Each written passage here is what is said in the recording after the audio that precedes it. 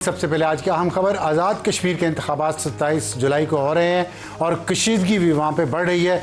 आज जो खबरें आई हैं उसके मुताबिक रावला कोट में धरना जारी है। एक्शन कमेटी का 15 जुलाई को मुजफ्फराबाद की तरफ मार्च का ऐलान किया है और इसके साथ साथ एक डिफरेंस ऑफ ओपिनियन भी नज़र आया है कालदम जॉइंट अवामी एक्शन कमेटी के दरमियान, जब उमर नज़ीर कश्मीरी ने ये इल्ज़ाम लगाया है कुछ दूसरे लीडरान पर कि उन्होंने स्टेज को इस्तेमाल किया पाकिस्तान के ख़िलाफ़ नारेबाजी के लिए, जिससे हमारा कोई ताल्लुक़ नहीं है। इस दौरान एक मुस्लिम लीग नून का कारकुन भी नक्याल सेक्टर में जाम भाग हुआ है। FIR दर्ज हो चुकी है। इसके अलावा पीपल्स पार्टी आज़ाद कश्मीर के सदर चौधरी यासिन की इंतखाबी मुहिम के दौरान गाड़ी को आग लगाई गई और शाह गुलाम कादर जो पाकिस्तान मुस्लिम लीग नून के वज़ीर-ए-आज़म के उम्मीदवार हैं उनकी गाड़ी पर भी हमला किया गया। तो टेंशन है काफ़ी। और इस दौरान पूंछ इंतज़ामिया रावला कोट डिवीज़न ने एक प्रेस रिलीज आज जारी की है जिसमें उन्होंने कालदम तंजीम पर इल्ज़ाम लगाया कि रावला कोट और गिरदरवाह के रास्ते इन्होंने बंद किए हुए हैं, जिससे लोगों तक खाने पीने की अशिया नहीं पहुंच रही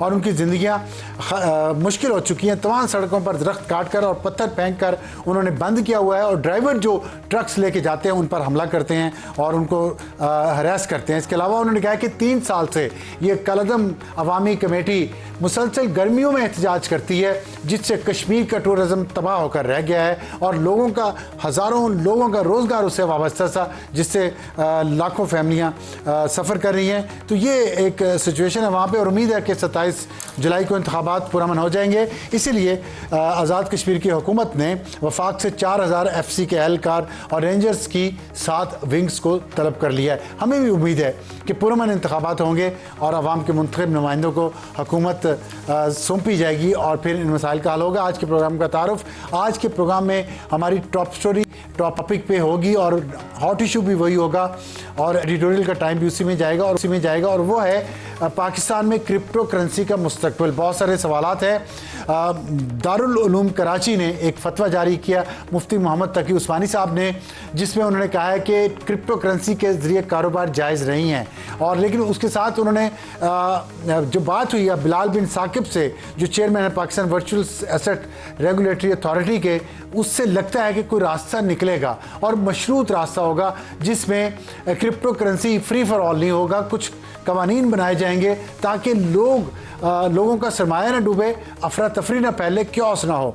इस पर हम बात करेंगे मुफ्ती अब्दुल्ला नजीब साहब जो इस्लामिक स्कॉलर हैं और दारुल उलूम कराची के उस्ताद हैं और शरिया एडवाइज़र हैं अलबरका बैंक के, और JS राव जान शेर खान साहब जो क्रिप्टो एक्सपर्ट हैं, चार्टर्ड अकाउंटेंट हैं, उनसे भी और इस बिज़नेस का उन्हें बहुत तजर्बा है इस ट्रेड का।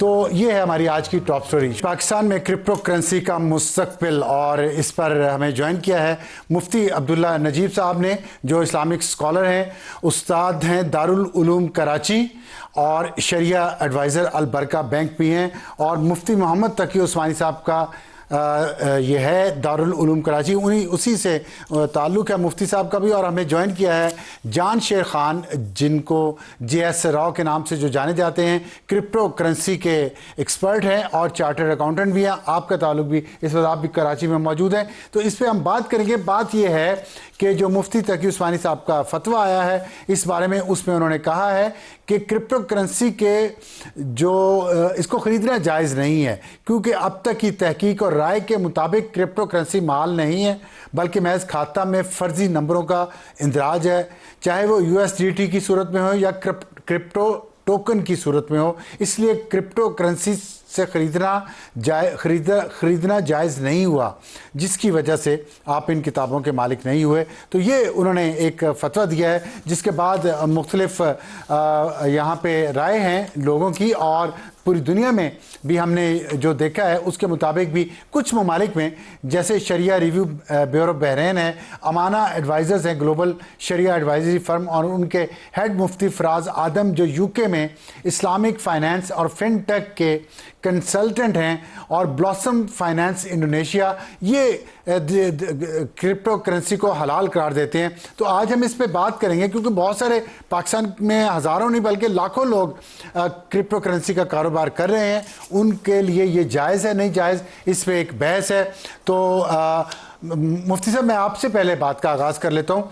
आप फरमाइएगा, ये जो अभी فتویٰ آیا ہے، اس کے بعد میری بلال بن ثاقب سے آج بات ہوئی ہے، انہوں نے تصدیق کی ہے کہ ان کی فون پہ تو گفتگو ہوئی ہے مفتی تقی عثمانی صاحب سے، لیکن وہ اب ملنے بھی جا رہے ہیں مفتی صاحب سے. تو اس ملاقات میں آپ کے خیال میں کیا بات ہو سکتی ہے؟ اور جو فون پہ بات ہوئی ہے اس کے بارے میں بتائیے گا. کیا بلال بن ثاقب کا موقف کیا ہے جو چیئرمین ہے Pakistan virtual assets regulatory authority کے؟ بسم اللہ الرحمن الرحیم نحمدہ ونصلی علی رسولہ الکریم اما بعد. جناب، یہ جو فتویٰ جس کا آپ حوالہ دے رہے ہیں یہ تقریباً 1 ماہ پرانا فتویٰ ہے اور کسی کتابوں کی خریداری کے سلسلے میں دیا گیا تھا، لیکن حضرت شیخ الاسلام صاحب دامت برکاتہم کی رائے یہ خاصی پرانی ہے کہ کرپٹو کرنسی جو ہے وہ درست نہیں ہے اور اس سے ٹریڈنگ کرنا جائز نہیں ہے. اس کی وجہ بنیادی یہ ہے کہ اس کے پیچھے کوئی اثاثہ نہیں ہے، تو اور اس کو مال تصور کرنا موجودہ حالات میں یہ درست نہیں ہے. اچھا، آپ کو علم ہوگا کہ حضرات علماء کرام جب بھی کوئی نئی چیز آتی ہے تو خود سے رائے قائم نہیں کرتے. ظاہری بات ہے اس سے متعلق جو ماہرین ہوتے ہیں ان سے آراء لیتے ہیں اور ان کی آراء کی روشنی میں پھر اس چیز کو جانچتے ہیں اور پھر اپنی کوئی رائے دیتے ہیں. چنانچہ ہمارے یہاں دارالعلوم کراچی میں بھی اس پر کئی سیمینارز ہو چکے ہیں جس میں ہم کرپٹو کے مختلف ماہرین کو اپنے ہاں دعوت دے کر اس پر گفتگو بھی کر چکے ہیں. اور ظاہری سی بات ہے حضرت شیخ الاسلام صاحب ایک عالمی شخصیت ہیں، ان کے ساتھ جو ہے مختلف لوگ اس سے وابستہ رہتے ہیں اور ایسے لوگوں سے ان کے مستقل رابطے بھی رہتے ہیں. تو یہ اگر یہ تصور کوئی کر لے کہ انہوں نے اس کو بغیر تحقیق کے کیا ہے تو یہ بالکل غلط بات ہوگی. حضرت کا جو بھی فتویٰ ہوتا ہے وہ تحقیق کی بنیاد پر ہوتا ہے اور اس کے پیچھے ایسے تو کسی نے نہیں کہا میرے خیال میں کہ بغیر تحقیق کے کہا ہے. لوگوں کے سوالات ہیں کہ ہم کیا کریں.